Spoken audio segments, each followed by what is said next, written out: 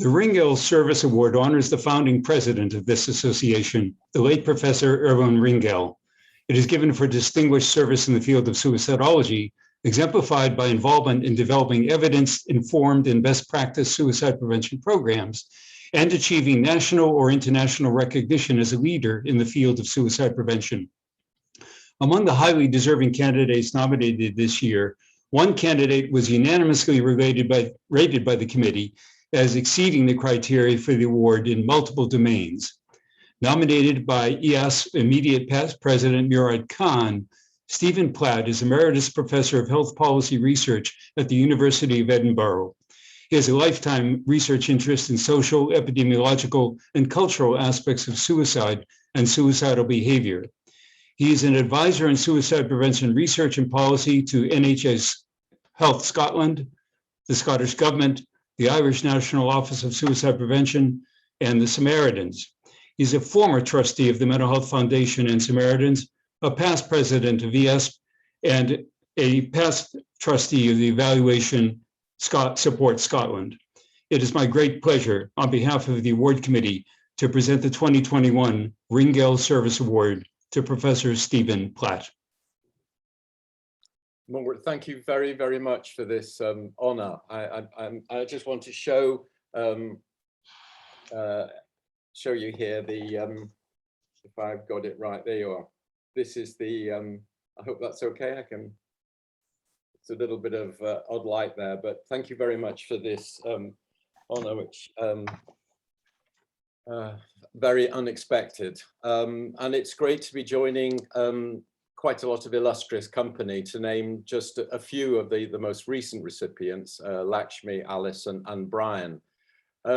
What's particularly gratifying about the award is that it recognizes the value of service, which in one definition is an act or a performance whereby the service provider provides value to the customer. And I'll come back to that. So during the first 12 years of my career as a suicide researcher, late 70s and through the 80s, I benefited enormously from the wisdom, encouragement and support of the great Norman Kreitman to strive to attain the highest quality level in conducting research. So the value was in the science, and the customer, if any, was the research community. Little thought then was given to the translation of research evidence into policy and practice. In Scotland, suicide rates were going up in the 80s, but there was no national strategy or pressure even to develop one. From around 1990, I was no longer able to devote my time full-time to suicide research, and I had to do research in other areas of health, but I tried to keep a foot in the door of suicidology, if you like. And by the end of that decade, I was working with a range of colleagues to stimulate and support the development of Scotland's first national suicide prevention strategy and action plan.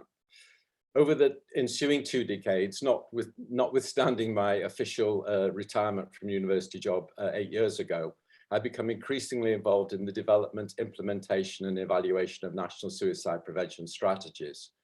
During that time, I tried hard to get across some key messages to policymakers and practitioners, that suicide prevention should be grounded in a theoretically informed understanding of the behavior and its determinants, that it should be informed by sound empirical evidence, that it should appreciate the importance of monitoring and evaluation, and that it should be adequately prepared to meet the challenge of effective implementation.